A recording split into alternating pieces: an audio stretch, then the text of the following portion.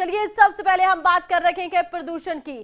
चर्चा यही है कि तेजी से प्रदूषण दिल्ली में बढ़ रहा है। बड़ी खबर आपको बता दें कि जहरीली हवा ने अब दिल्ली के निवासियों की, दिल्ली एनसीआर के निवासियों की मुसीबत को बढ़ा दिया है। दिल्ली एनसीआर में प्रदूषण का स्तर बहुत खराब श्रेणी में जा पहुंचा है।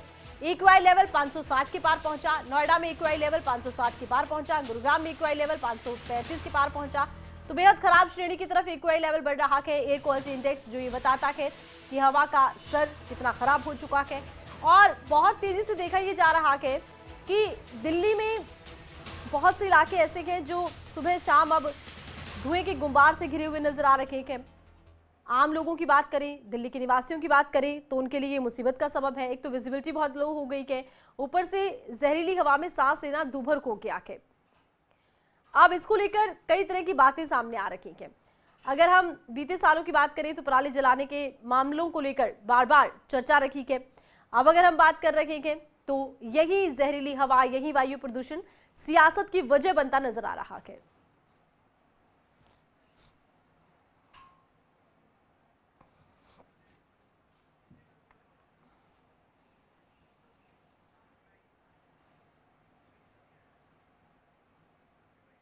और ज्यादा जानकारी के लिए खबरें अभी तक के संवाददाता नितिन अंतिल हमारे साथ लाइव जुड़ चुके हैं।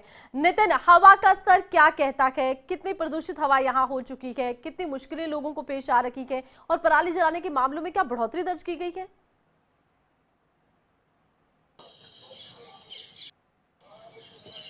जी बिल्कुल आरती, मैं आपको बता दूं सबसे बड़ी बात अगर बात कर ली जाए जो अभी सियासी गलियारों में सबसे ज्यादा गर्माहट पराली को लेकर ही है।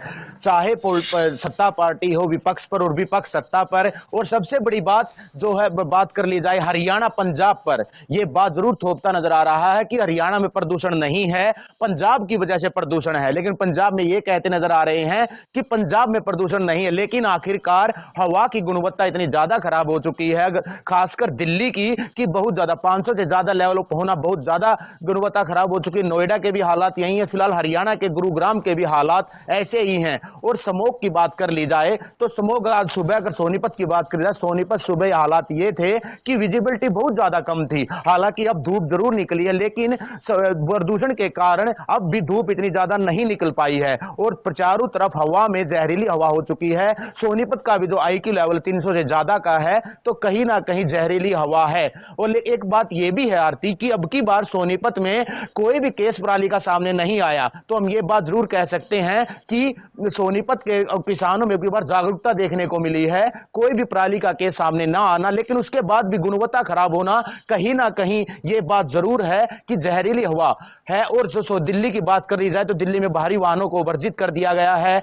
जो 8वीं तक के स्कूल हैं जो नोएडा सिटी में, वहां के बच्चे अब घर पर ही पढ़ेंगे। लेकिन सोनीपत में भी फिलहाल हालात सामान्य हैं, हालात ज्यादा खराब नहीं है तो ज्यादा ठीक भी नहीं है। जी आरती जी अच्छा, देखिए सोनीपत में जहरीली हवा हो रही है, एयर क्वालिटी इंडेक्स पर यहाँ असर पड़ रहा है। इसके पीछे वजह क्या नजर आती है? प्रदूषण की असल वजह क्या है अगर पराली जलाने के केस ही नहीं आए हैं तो?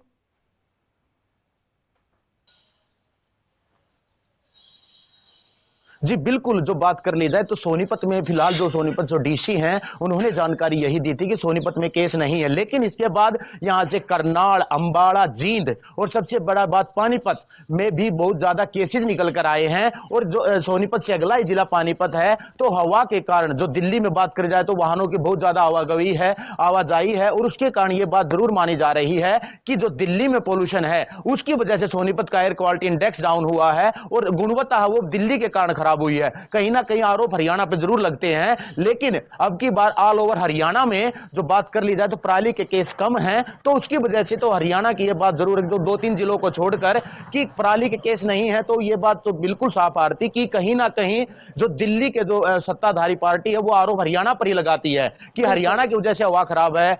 तो लेकिन अब की बार पराली के केस हरियाणा में नहीं है, लेकिन उसके बावजूद भी खराब होना, तो हम ये मानते हैं कि दिल्ली या सोनीपत की बात कर ली जाए या गुरुग्राम, नोएडा को इंडस्ट्रीज एरिया जो फैक्ट्री एरिया है उसकी वजह से वायु गुणवत्ता खराब हो सकती है। जी आरती, बिल्कुल, उद्योगों को लेकर भी विचार करने की जरूरत है। अच्छा देखिए नितिन, एक और जानकारी आप दीजिए। दिल्ली में एक बड़ा निर्णय लिया गया है कि वाहनों के एंट्री को लेकर कुछ निर्देश जारी कर दिए गए हैं, कुछ गाइडलाइंस बना दी गई है। उसका क्या असर पड़ रहा है सोनीपत पर?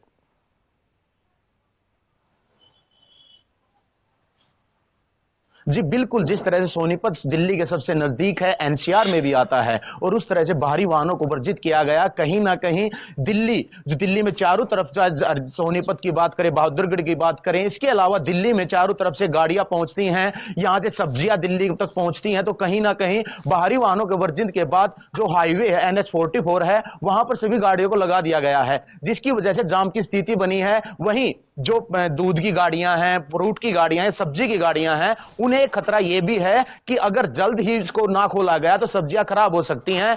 NH-44 पर निर्माणाधीन है, कार्य चल रहा है और इतनी भारी गाड़ियों को सड़क पर ही लगाना, जो आने जाने वाले वाहन चालक, उनको परेशानियों का सामना करना ही पड़ रहा है। वहीं पुलिस की भी जिम्मेवारी यह बढ़ गई है कि वाहन चालकों की चेकिंग की जाए। जो वाहन है, जैसे दूध का वाहन है, फ्रूट के वाहन या सब्जी के वाहन है, उनको तो कम से कम दिल्ली सरकार बैन हटाए और उनको तो जो दिल्ली की जो आजादपुर मंडी है, सब्जी मंडी है, वहां तक पहुंचाया जाए। क्योंकि अगर सब्जी नहीं पहुंचती है तो खराब हो सकते हैं। बहुत बड़ा नुकसान जो सब्जी विक्रेता हैं या सब्जी व्यापारी, उनको होगा। उसके साथ ही दूसरी तरफ NH-44 पर जो दिल्ली के नजदीक हालात हैं वो जाम के हैं, उस पर निजात दिलाने के लिए भी कहीं ना कहीं जो भारी वाहनों को रोका जरूर गया है, उन्हें भी कहीं ऐसा रास्ता दिया जाए जहां पर उनको खड़ा किया जाए। जी आरती। अच्छा नितिन, देखिए मंडी तक अगर किसानों का सामान नहीं पहुंचेगा तो जाहिर सी बात है सामान भी खराब होगा, किसान भी परेशान होंगे। इस समस्या के हल के लिए क्या प्रशासन से किसानों ने बातचीत की है? किसानों का इस पर क्या कहना है?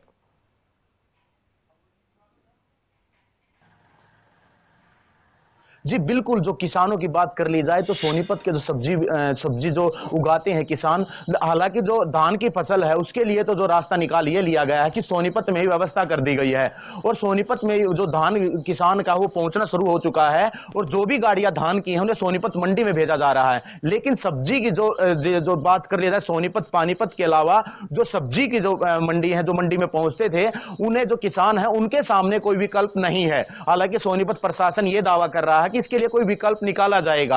अगर बाहरी वाहनों को बैन किया गया है तो छोटे वाहनों में सब्जी को पहुंचाने का एक रास्ता हो सकता है और विकल्प हो सकता है। लेकिन उसके लिए भी दिल्ली सरकार परमिशन दे कि किसानों को यह विकल्प दिया जाए, क्योंकि जो सब्जी है वो फिलहाल हाईवे NH-44 पर ही लगा दी गई है। दूध के जो दिल्ली से आ रहा था, दूध या जा रहा था, उसको भी पूर्णतः बैन कर दिया गया है और कहीं ना कहीं पोल्यूशन दिल्ली का बहुत ज्यादा खराब हो चुका है। तो उसके चलते जो छोटे बच्चे हैं वो भी स्कूल में नहीं जा रहे हैं। तो कहीं ना कहीं उसका प्रभाव हरियाणा पर सबसे ज्यादा सोनीपत में देखने को मिल रहा है। जी आरती जी। अच्छा, सोनीपत में अगर गाड़ियां हाईवे पर लगी हैं तो जाहिर सी बात है ट्रैफिक व्यवस्था पर भी असर पड़ रहा है। एक तो ट्रैफिक व्यवस्था को बताइए कि प्रशासन किस तरह संभाल रहा है, दूसरा ये भी बताइए कि जिन किसानों की सब्जियां और दूध खराब होने की स्थिति में जा रखे हैं उनका क्या कहना है, वो क्या मांग कर रखे हैं?